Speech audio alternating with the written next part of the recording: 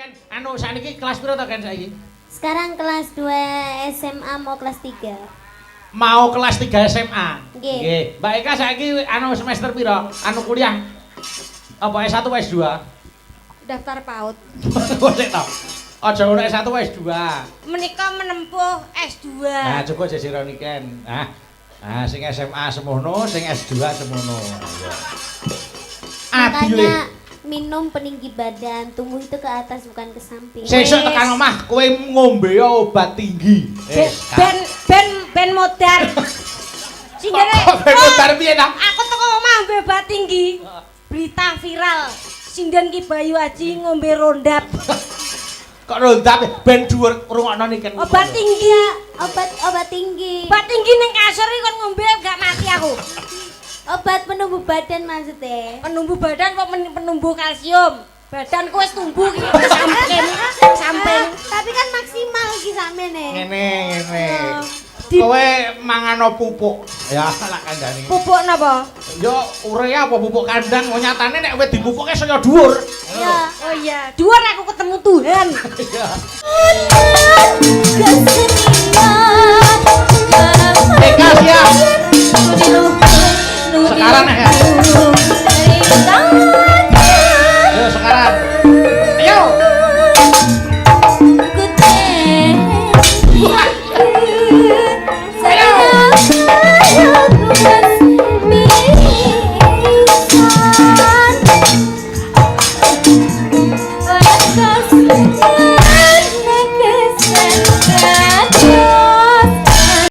Iki aku tak nyuwun tulung sik, aku tak njaluk tulung karo Mbak Tatin karo Mbak Eka prihatin ningsih gen tindak ning kiwa kotak kene. Monggo yo mentaram-mentaram. Turuk.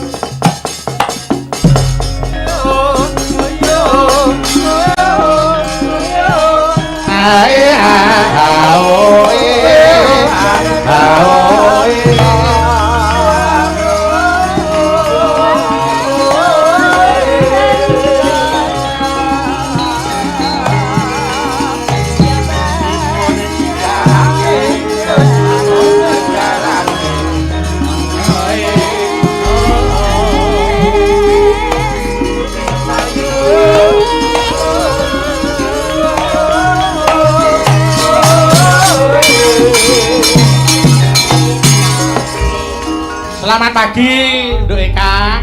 Inggih, selamat pagi Mas Bayu, Kang Petro. Selamat pagi, Mbak Tatin. Nggih, selamat pagi.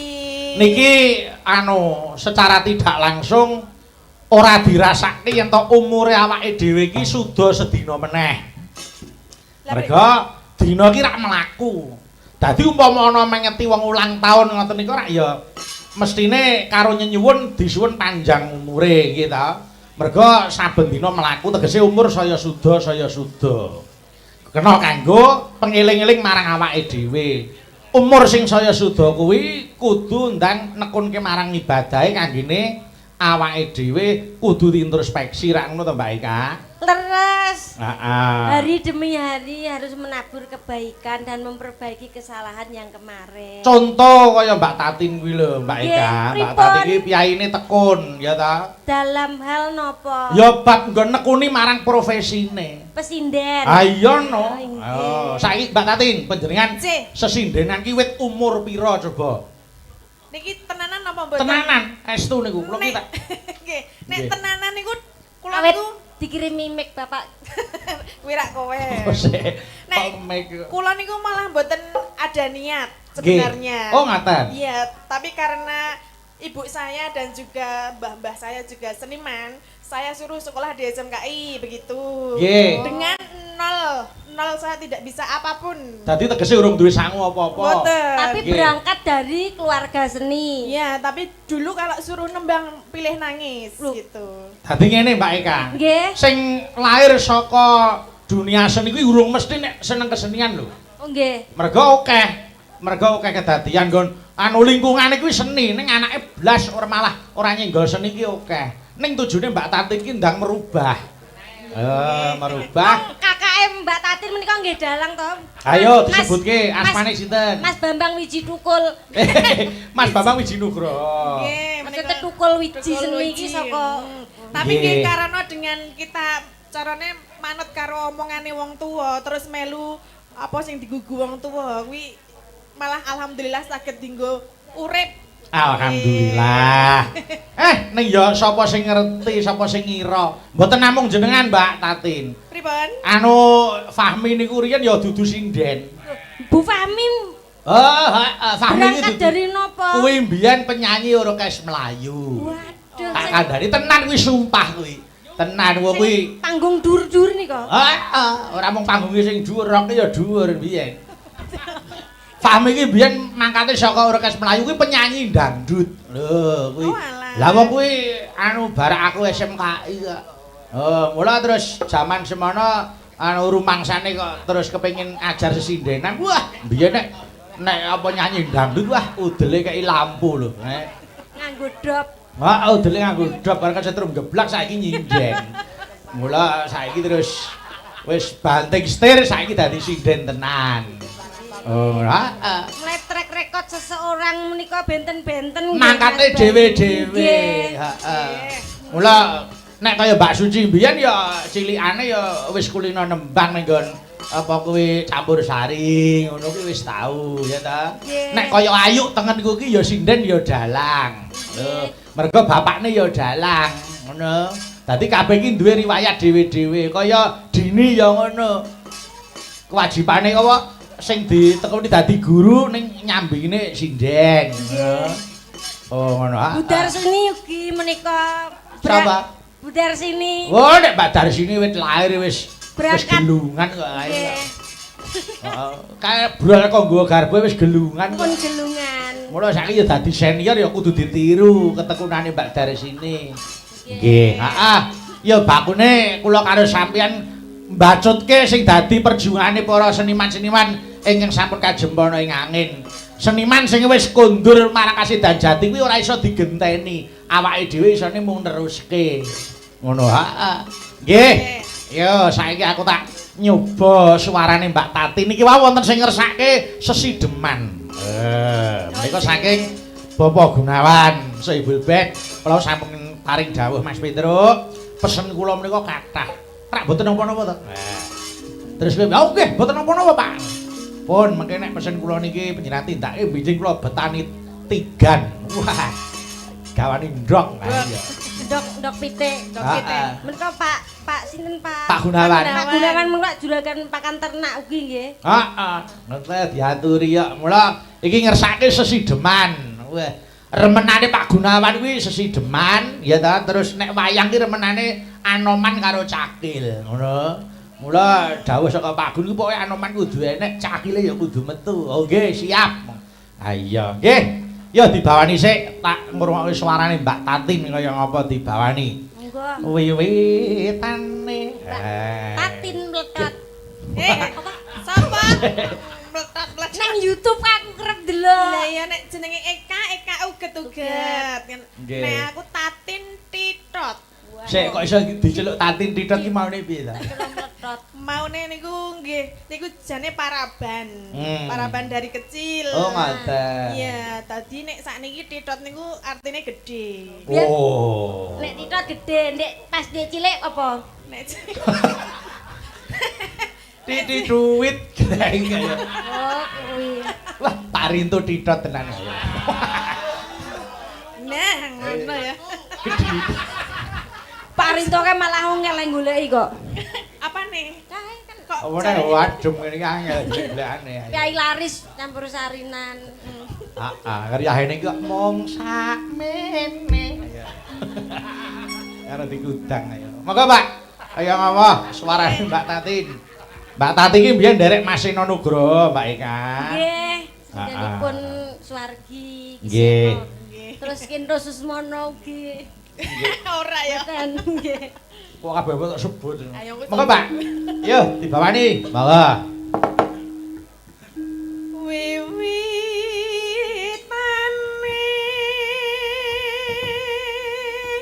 Pawakan angger memel ngono kuwi selirane Pak Puh Ratin. Napa nggih? Angger Pak Puh. Ning ngasta gampang selirane sing memel-memel. Nek jenengan selerane sing pripun? Ah, nek aku iki sing penting wedok urip kok. Karo sapi. Ya ora to. Oh iya. Anderek. Anderek sang peke.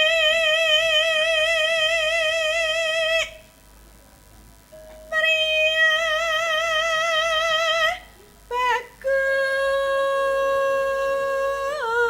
bagus. Ya, Ngopo? suwe ora ketemu aku karo kowe Mbak Yuku. Apa bar kemo tanganmu ireng kabeh. Iki jenenge kutek. Oh, nail art ngono kae. Ora. Kok ireng-ireng Ya ngene. iki senengane ireng lho ya. Dukaire kok dikira kemo wong lara. Lah, Pancen iki nek muning njaluk. Iya. Anak. Apa iki mau tekan ngendi? Sowan marang. Suwan marang. Takon kok Eka. Lah pripun ta? Iku cah lalen. Padha ya berarti ya nek nang dhuwur ngene iki cok embuh ngono ya. Combo wong ning isor ya mbuh kok. Kang olah budaya.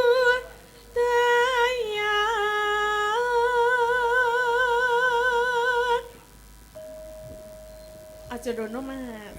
Halah. Sik, isih genderak boleh perhatian terus karo Mas aku. Adate ora ngono ki Mbak Tatin, adate ora ngono kuwi lho. Lah nggih. Mas, aku terkenale nek nirokke cengkok iki aku mesti mletre kan jenengan arep kok jenengan biasane senengane saka dhuwur apa piye iki, Mak? Digoleke cengkok sing saka dhuwur kowe sajake golek perhatian karo Mbak Tatin kowe. Kowe nek Ora, nek ninting sing dadi liyane gawan iki ora tau ngono-ngono. Mboten ngaten niku. Nek Heeh. karo Mbak Tatin digoleke cengkok sing apik. Kowe lek karo aku nek gender dibuanterke Mbak koyo nyindeni wong budhek ya lho. Lho. Sing ditutuki gembrenge rek. Lho, Mas. Ayo. Aku wong rondo apa piye kok? Ayo. Dinteng nganggo bumbung. Nggih, sing biasa mawon nggih, Mas nggih. Biasa, sing biasa. Heeh. biasa ra Nek arep ning kono kowe kenal sik. Nah. Caper. Nek anu kuwi sik biasa. Heeh. Biasa orang nganggo ndrok, Mas. Oga. Aurane Mbak Tatin, Mbak. Ngapa? Wani dinkremi yo. Sowan marang Sowan menyang kota gedhe.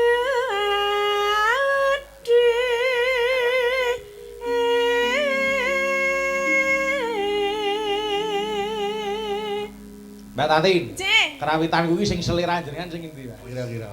sing endi ya? Ah, mak goleki sing kira-kira sing endi. Ketek. Tak pilihke kowe. Endi sing endi kira-kira sing endi? Iki genah, iki cocok awakmu mesti. Endi to? Wis tak anu, Yang mana? sing rebat. Kekalemen.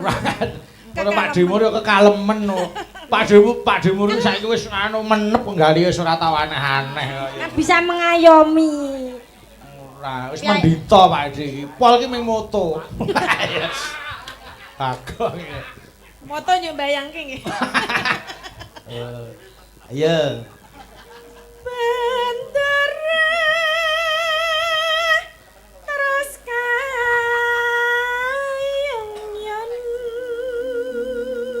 Ya. Selendang kuning kang saking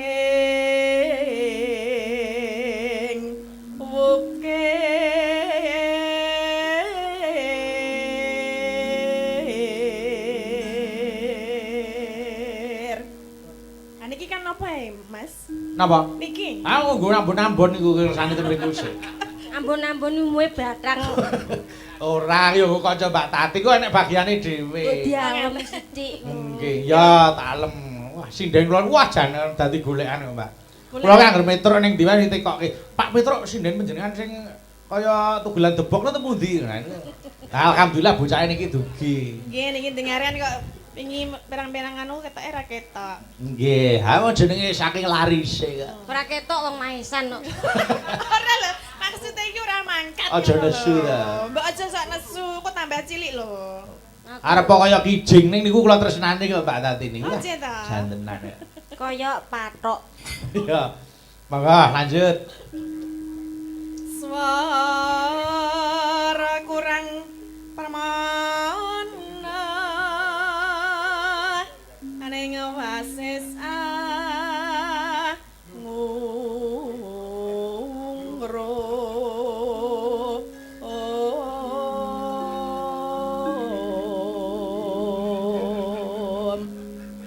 manise. Saking manise janggute loro.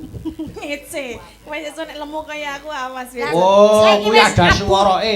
Napa? Adane ada swara. Piyai iki nek jlogra, ya ta jlogra ki dobelan janggut kuwi suarane mesti kung. Ngukung. Oh. Cenene kaya kodhok nika nek ngungkung nika nggih. Ah. Oh iya iya. Terus aku bu padake kodhok. Uga umpamane. Iki yo Ngopo? kabeh. Kowe nggo ransel barang. Iki Aja ta. iki mono puno. Nek iki ora, iki kuro. Rintoe kabeh puno ya. Nah, ngrum. Ngungrum marang bendera Nene. Ya Sulestya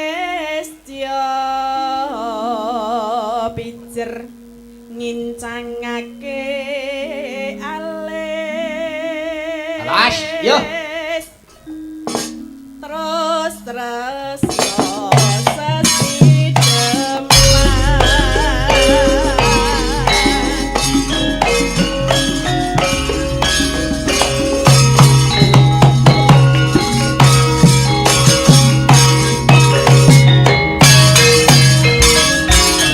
Langgame Mbak Tatin. Ya, monggo engko irama bareng iki terus didangdutke genti adike wedoke ka. Monggo. Ya, Mbak. Luweh becik patenana tindang bisa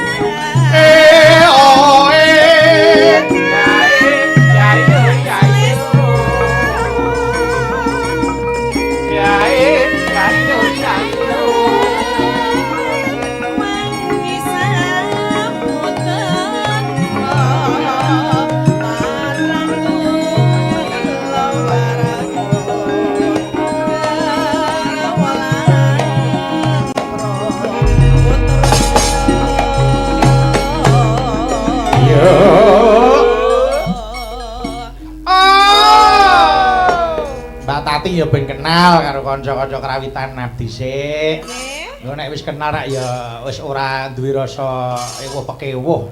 nanging mulane jenengan kerep ngejak to. Oh nggih. Tenang iki. Iki kanca-kanca abdi iki. Jane kula niku kalih panjenengan sampun ping 3 niki. Heeh nggih. Ning letih terlalu jauh dadi kula ya. Ya sesuk rasa dileti men saya sejak. Nggih siap. Nggih, dadi sampean kudu ngerti anu watake kanca-kanca siji lan sijine. Oh, sing nylentem Mastri iki kaya ngene kiyaine. Oh, sih. Heeh. Pak De Mangun. Yang mana? Sing ngegom Pak Mangun nika. Ketua Pak grup Mangun. De Mangun. Nggih. Terus sing ngenong Mas Teguh niku. Halo Mas Teguh. Heeh. Piye, bagus-bagus ta kerawitan kota diatur iki. Bagus-bagus. Nggo sing gemung nika Mas Catur karo Mas Agil. Nek Mas Catur niku meneng. Nggih. Iya. Sing pakai saran sing paling penak. Sapa? Misal arek sahabatan pope karo Pak Diracen ke senengane gur diapet. Maksudnya piye? Ora usah nukoni sing aneh-aneh. Pokoke agar wis mangkake diapet wis dianggap wah perhatian cah iki ngoten. Masuk diapet. Kon niku tok. Kok bola-bali ngono to? Apa wis dol saja? Hebat.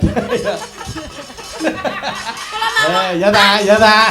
Kula namung tanglet lho. Ora wonten. Nggih, Mas Agil sing demung siji nika sing nganggo tindik nika. Nggih. Terus jejere nika Mas Pandu. Niku arep cah enom ning meneng-meneng kabeh niku ora tau kok aneh-aneh. Nggih, ketoke ya meneng ketoke lho. Ah diatur iki. Terus nika setunggale saron nika Mas Dodo nika saking Wonogiri nika. Wah. Nika ya pimpinan kerawitan putri. Oh, nggih. Nggih. Nika juraganen body. Lah ngapa kok kowe bodi? Lho kok saben-saben mesti nawani body. Anu teko nduk duwe sampo sing ora pedes ora. Ora ngerti aku. Jenengan Saiki ganti obat nyamuk saiki.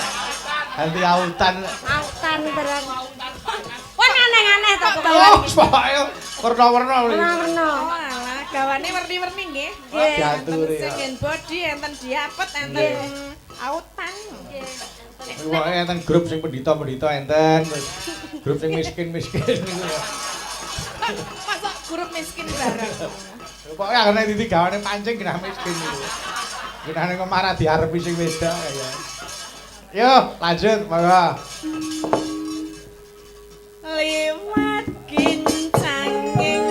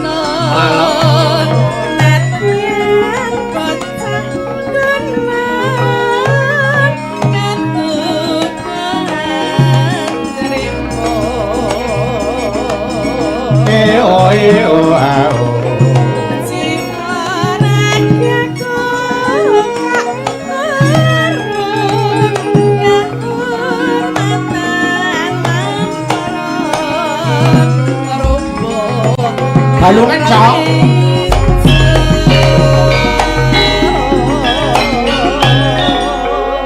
Iki tak kirimke ponakku sing lagi streaming ngeling ning omah. Heeh. Mas Aryan terus karo Mbak Galuh nggih. Ngancani melek. Heeh.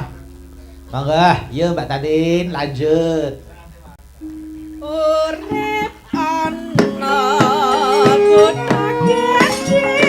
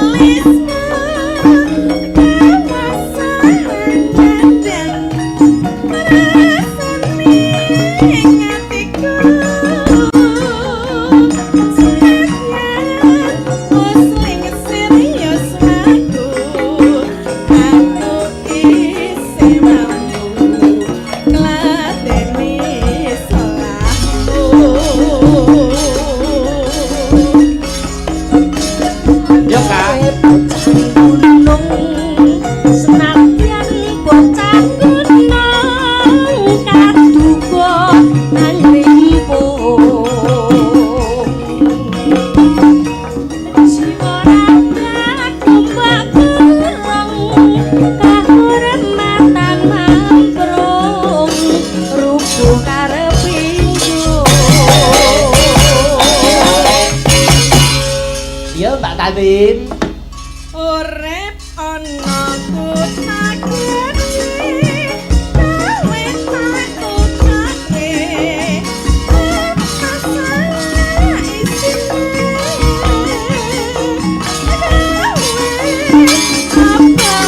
apa-apa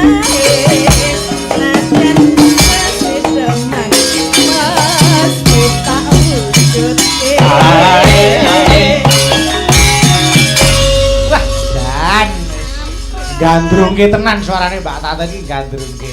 Cengkoke prasaja ning wah temembel. Ha iya.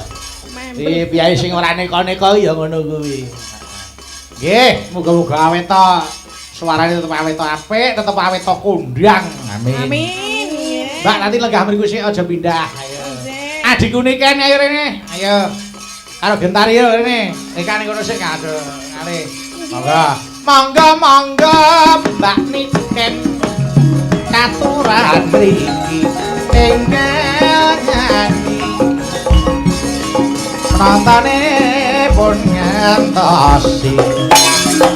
Ya Mbak niken enggal mriki ya Mbak. Iya ngono. Adik wedok iki ya lagi naik daun. Pundi sing adi wedok? Niken no. Oh, lan jenengan mengke. Apa maksane? Apa? Lah nyebute wau kalih Gentari kalih Niken. Lah sing adiku wedok sing ndi? Ayo genah Niken kok ya Nggih. kok nyepelekke. Nggih. Wah, Piye kowe coba jejer Ken anu saniki kelas piro to Ken saiki? Sekarang kelas 2 SMA mau kelas 3. Mau kelas 3 SMA. Nggih. Nggih. Mbak Eka saiki anu semester piro? Anu kuliah. Apa S1 S2? daftar PAUD. Sik to. Aja ngono S1 S2. Menika menempuh S2. Nah, coba jejer Niken. Sing SMA semono, sing S2 semono. Makanya minum peninggi badan, tumbuh itu ke atas bukan ke samping. Sesuk tekan omah kowe ngombe obat tinggi. Ben modar. Sindene. Ben modar piye ta? Aku teko omah ngombe obat tinggi. Berita viral. Sinden Ki Bayu Aji ngombe rondap. Kok rondap ben dhuwur rungokno Niken. Obat tinggi. Obat tinggi. Obat tinggi ning kasur iki kon ngombe gak mati aku. Obat penumbuh badan maksudnya. Penumbuh badan apa penumbuh kalsium? Badanku wis tumbuh iki samping. Tapi kan maksimal iki sampeyan. Ngene.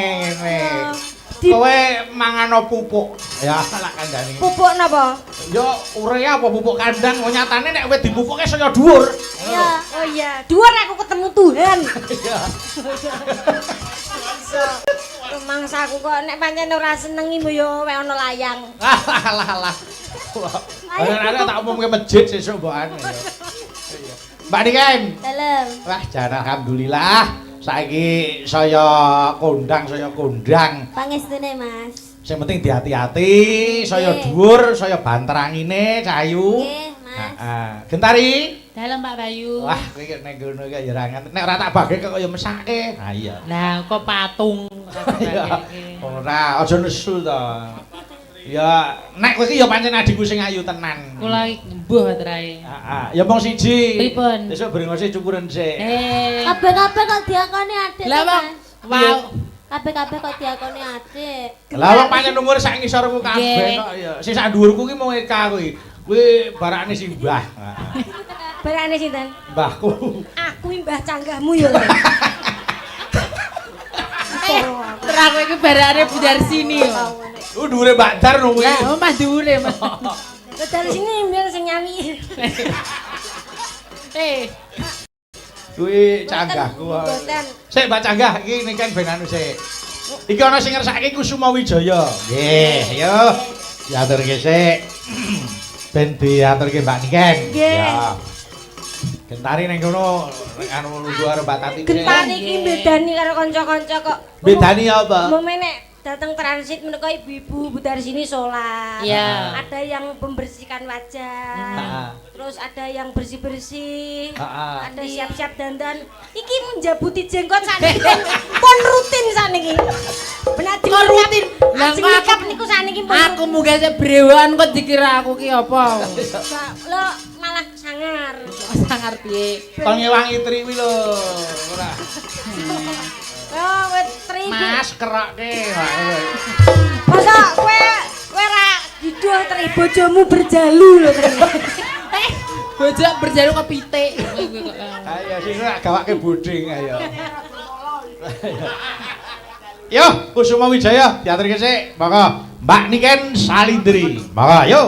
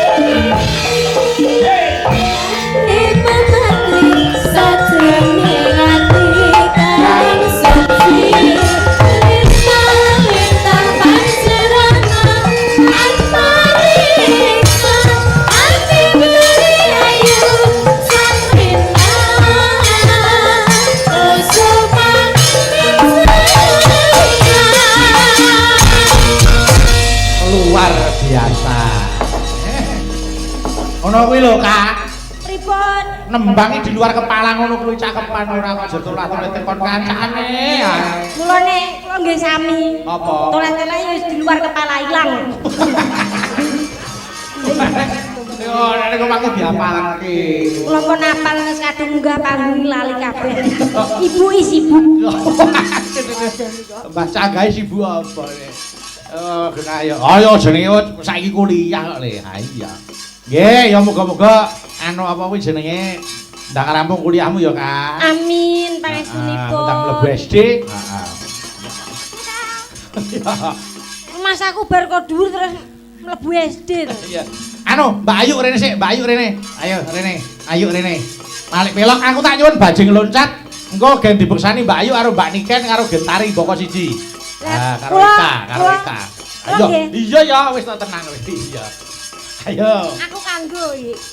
Yo. Melu joget ya. Intro Chatrik, ayo saka Saron iku sing tetembangan Mbak Suci sik. Mangga. Iya, Cak, diaturke bajing loncat. Kaya ngapa? Mangga yo. Diaturke. Mangga yuk.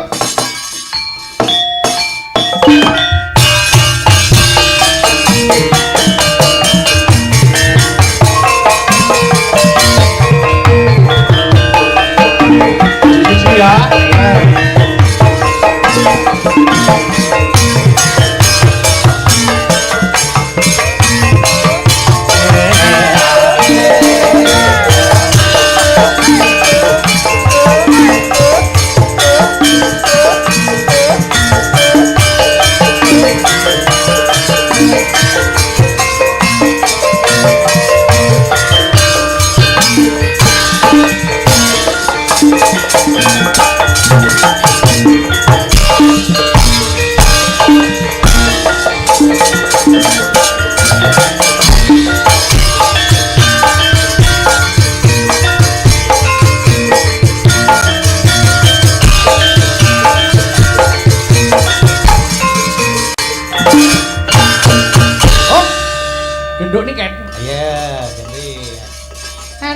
Mangga Mbak Suci. Ayo.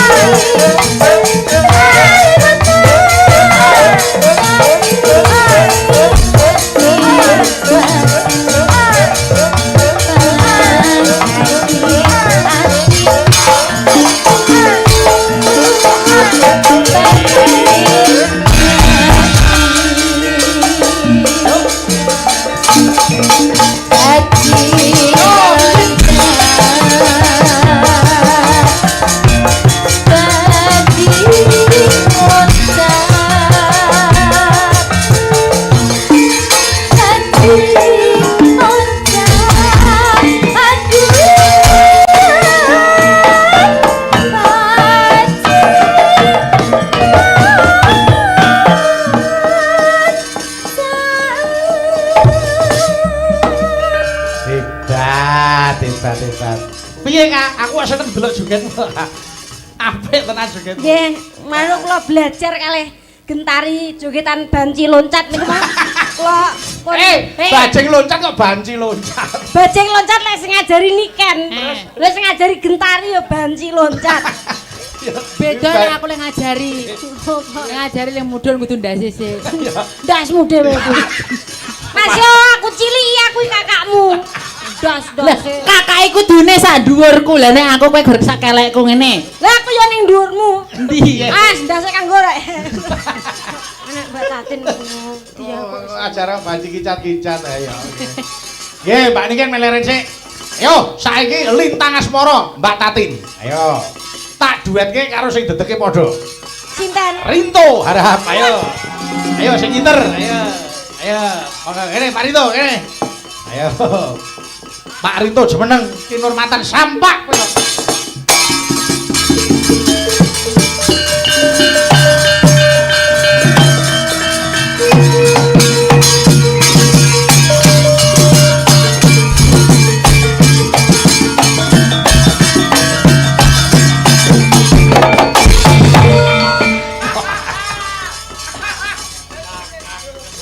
Gayane ngedoh. Adate anggere langsung nyedak lho adate ora usah pakewuh to. Kayak ono mik wis. Ya. Kak, kowe jajare Pak Rinto kono. Ya, Pon, niki. Anu dirangkul pundake Pak Rinto. Jenengane lho. Dah ngono. Ya. Masa arep pasangan arep ngaku ndak menek. Kaya wis dirambati tekek ya. Mbak Tatin. Iji. Kok kocek to? Sekedap. Kok terus karo guyu. Nganu ha niki iki jane. Niki mbak luwih gedhe enten mboten. Gak iki isuk malah mengkeret kok. Ojen bener jane biasane nek wonge gedhe iki malah cilik ya. Apane? Anu kupinge. Kupinge. Nganu jempole. Mak gandeng Pak Tatin, Mak gandeng Pak Tatin. Sing Mas digandeng. Bayu Ngapa? belum tahu dia. Gayane disubari Pak Tatin dulu. Apanya yang belum tahu? Jempolannya dong. Makanya ini kita berduet, aku biar nanti bisa melihat jempolmu ya. Oke. Delok jempole. Iki jempol gendruwo. Lek tak sak tangan jempol kabeh. Ayo dibawani sik Pak tuh. Ayo. Kiraku kowe tan citra. Ayo.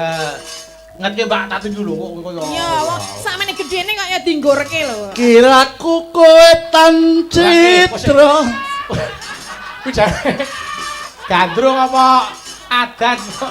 Wah. Tangane iki yo nyekel apa. Mboten tahu gandrung Mas.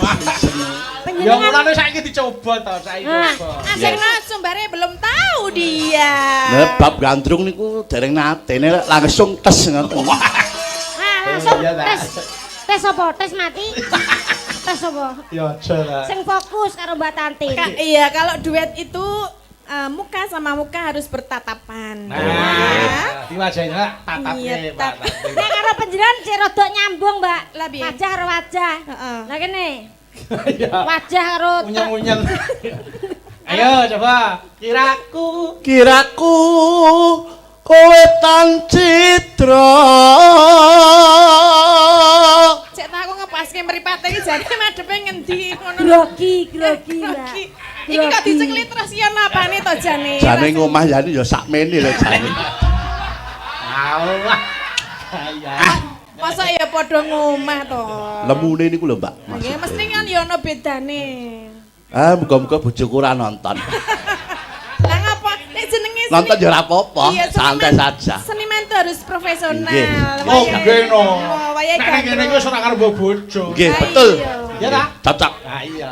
Ora usah wedi, Pak. Mas ya bojomu gedhi keker, lemu kimplah-kimplah sikile papat kuwi. Ora usah wedi. Oh, sapi kuwi.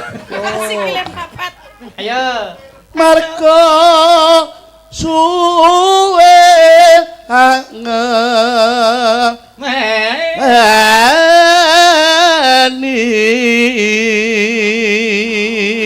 Rawani ngematke meng lirik ngene njuk balik rono rene njuk rono meneh. Nek gelungan wani ngene nek. Nah. Cuk Mas, Maksudnya gelem karo iki tok. Wah niku suami soleh kok Mbak Tati niku. Piye? Suami apa? Kok saged? Ah iya no nek ning omah iki waduh sing putri mengkarek lenggah wah Pak Rito kuwi jan isah-isah ngepel. Oh, nyapu. Wah, ya nyapu. Iya, dadak bengek ya, Mas. Ah nggih, kancane oke. Contone. Heeh. Ora live. Heeh. Yo. Tur sing garbeni gak sing wedok kok. Ngopo tok? Kak kleru ngisor engko. Kalau wong garbeni. Kuwi menteng tukul bledug ya. Iki pomong garbeni, aku iso menebak ki anak lanang wedok. Lah piye?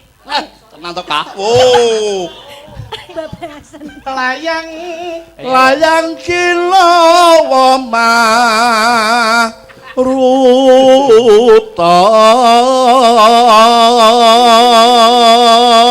Suarane apik, wayangane apik, putrane pengarang lagu. Wah, jane lho. Ya ping tekon rada elek. Aja ngaku. Aja ngaku. Ya sesuk tekane meruput. Iya.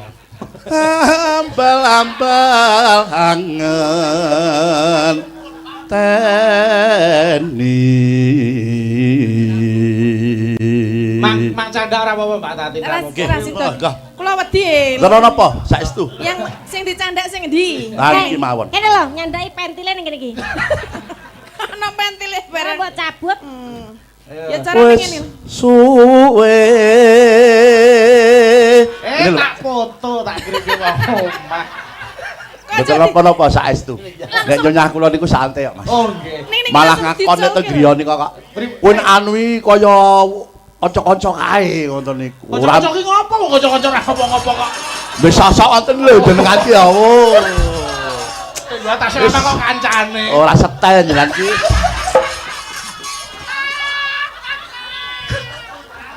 Kancane alim-alim kok. Ayo. Wes. Men, antri ngamu. Jenenge Men to, Men. Boten jenenge amat ngati men ngono. Ngono nek sing nyanyi Mbak Tatin bagus caper kowe. Iya. Bareng Pak Rinto ora. Wis suwe angen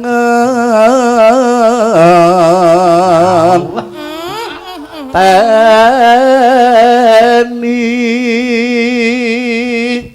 Kok tetep ra dimatke lho aku. rasaku hangantu. Kematke iki mukane jangan yang lain-lain. Ya bukan no. Oh. Kok aja kaya Wes sing iki lho. dimatke kok liyah-liyane. Hantu. Perkenalan dulu ya. Nggih, siap. Iya, sesuk nek kerep ketemu ki cek cek cek cek. Jane kerep ketemu, Mbak. Nggih napa? Nggih ning tenan. Dalam angan-angan. Ah, mboten. Sosok kula derek sinten ngetos Pak Tatin bintang tamu ngoten niku. Oh, jin apa? Nggih. Kula berarti sing lali kula. Nggih. Oh, berarti. Malah kula ireng dadi lali. Sampeyan pokoke anggere nek krawitan kok metu kok pondokan dituntun ya Pak Rito niku, Mbak. Dadi mang titene. Sakit. Ayo. Wis suwe tak enteni rasaku hangantu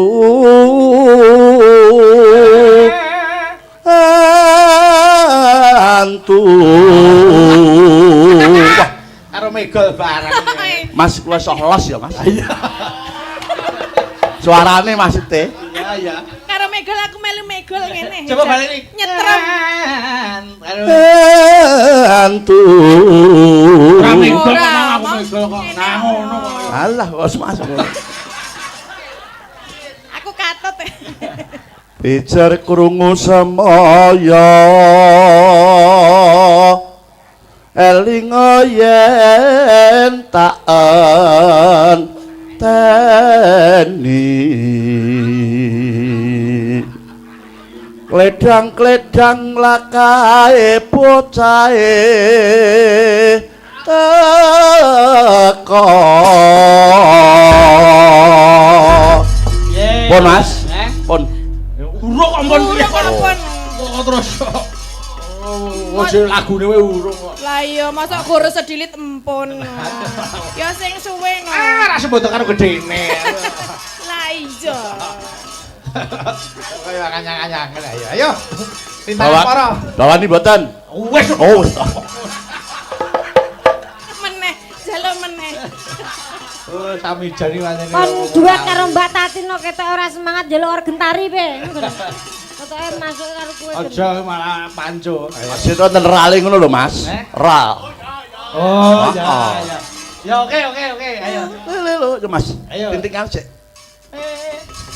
Wong ayu tresna mungkin arya tamba susatra. Sik, up. Senine keduren ya. Piye? Wong ayu ki sebentar iku Mas. Oh ya. Wong ayu tresna mungkin arya tamba susatra ning batinku. Bapak. Wong kakus. Sik. Oh, pelasaran ora lah wae. Masa wong kakus padake. Penyanyi kok mutung iki piye? Lah niku wong kakus ngoten kok. Boten. Kleru. Kakus iki kakung sing bagus. Nah iya. Oh ya. Kang Mas wong bagus disingkat dadi kakus. Oke. Yo tikus asis ditone.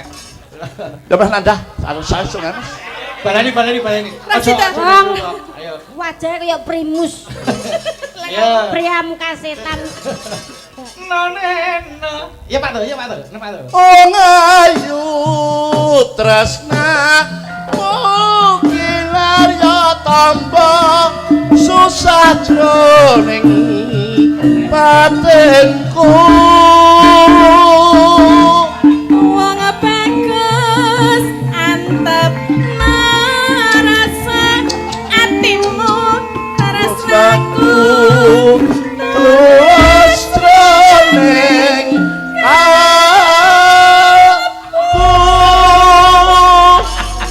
Ngomong terus ngalih ngopo Mbak Tati. Lah niku merem kok. Lah kula ditinggal merem e.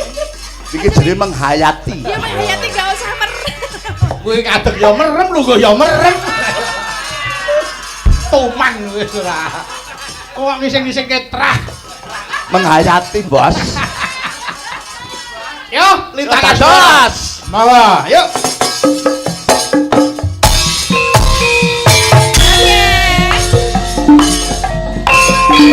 Duet Totin, ayo Rinto Tati. Ayo.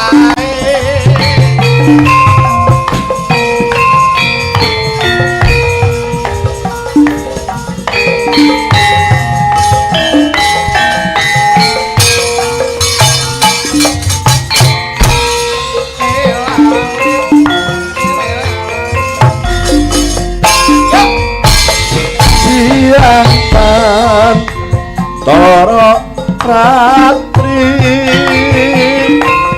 mong eling manise ngati tresnaku tansah duweni marang Satya Sulaksmi.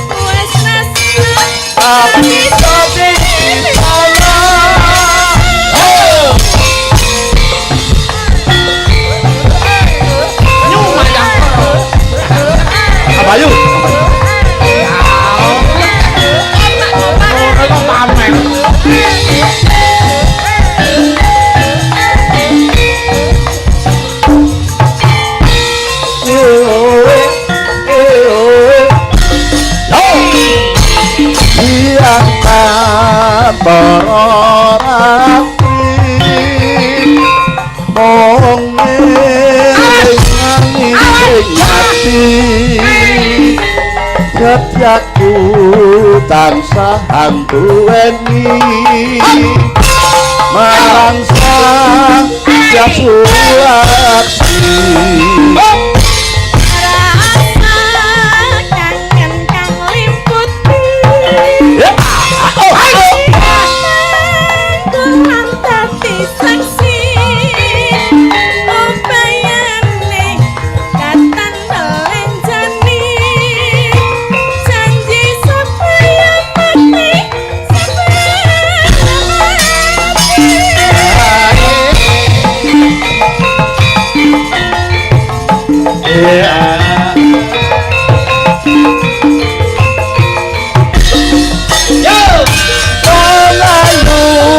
Tresna Kinarya Tata Sajoning Papenku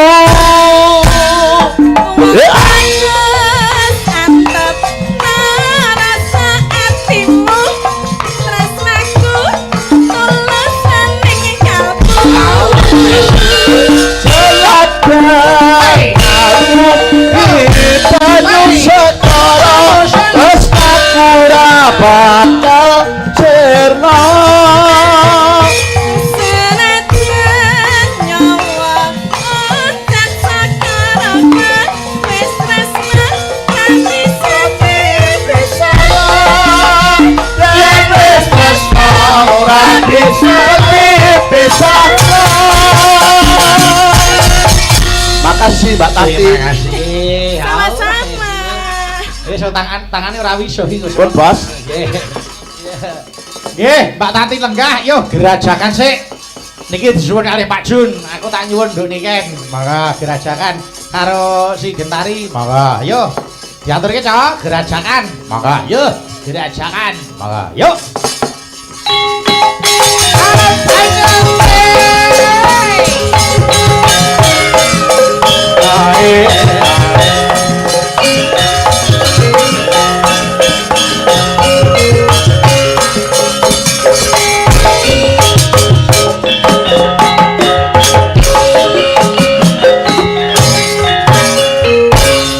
Kerajakan Gayo Wangi Raina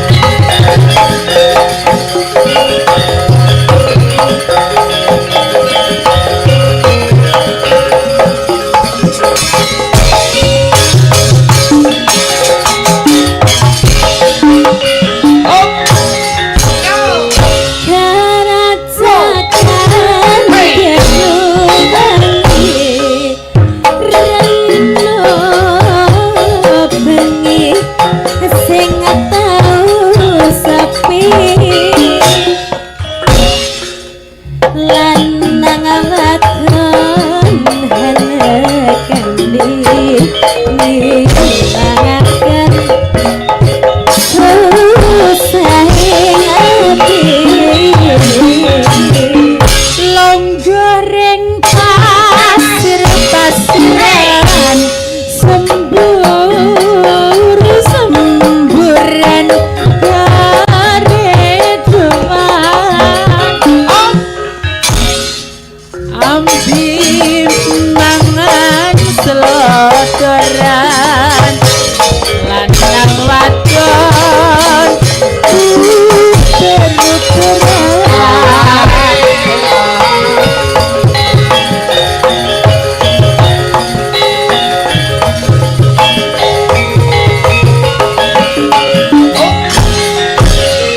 gandeng tangan pinggiran pinggir pasisir darat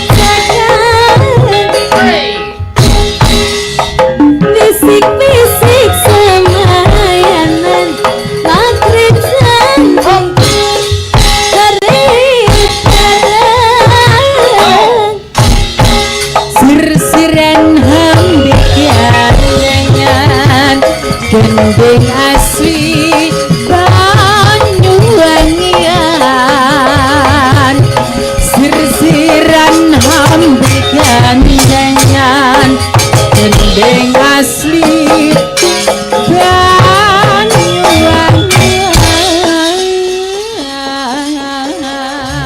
Matur nuwun sik Mbak Nika ning kono gentari lenggah kene.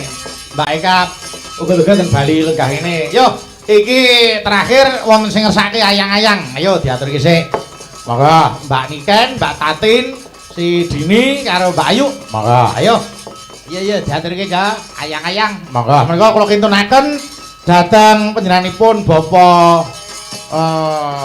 Mbah Yitno saking Bulurejo Ngaringan. Oh nggih, siap. Monggo, yuk diaturke ya ayang-ayang. Monggo, yuk. Monggo, yuk.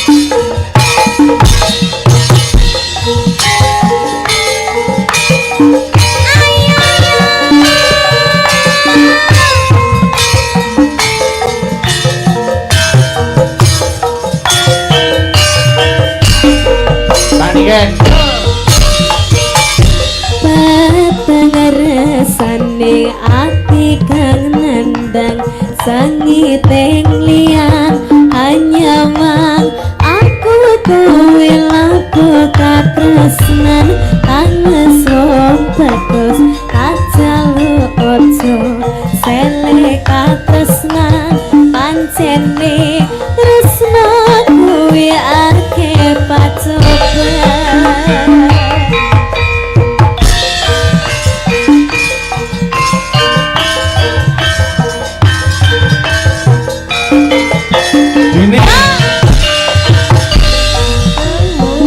bagus tajalu ojo telinga tresna pancene tresna kuwi ake pacoban kang mas kowe sing sayang ralilo aku kudu kelangan kang mas kowe sing sayang aku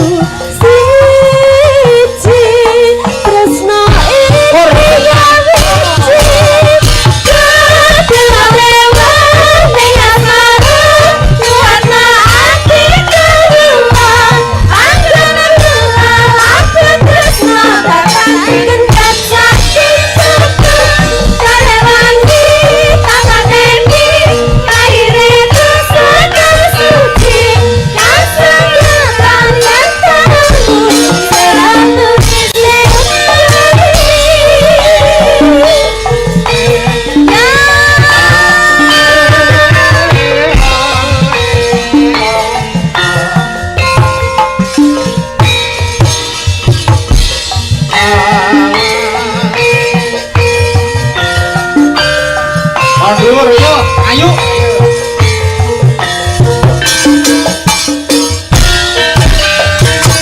Beteng rasane hati kang nandang niat hanyalah aku kowe aku tak tresnan ning wong bagus tak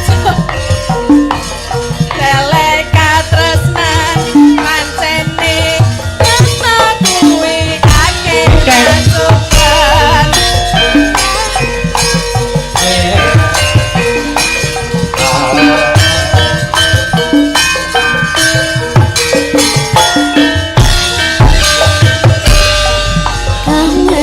bagus tak jaluk ojo seleka tresnan pancene tresno kuwi akeh pacoban kang mas kuwi sing sayang ralilo niken wakak kelangan kang mas mesti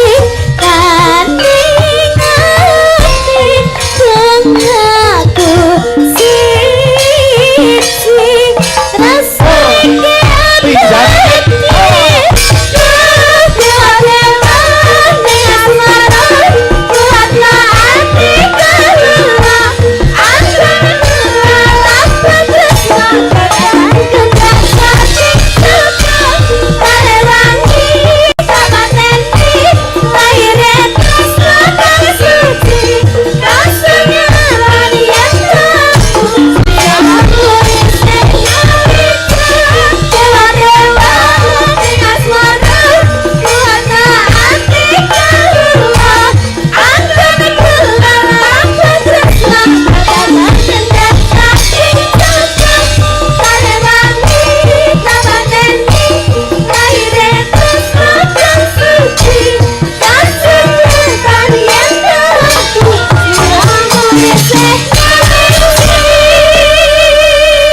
Sembah nuwun Mbak Tati, Mbak Niken, Mbak Dini, Mbak Ayu, monggo sawetawis satur panglipur, kathah lepat diagung pangarsami, nggih, bakune kabeh padha kecekele.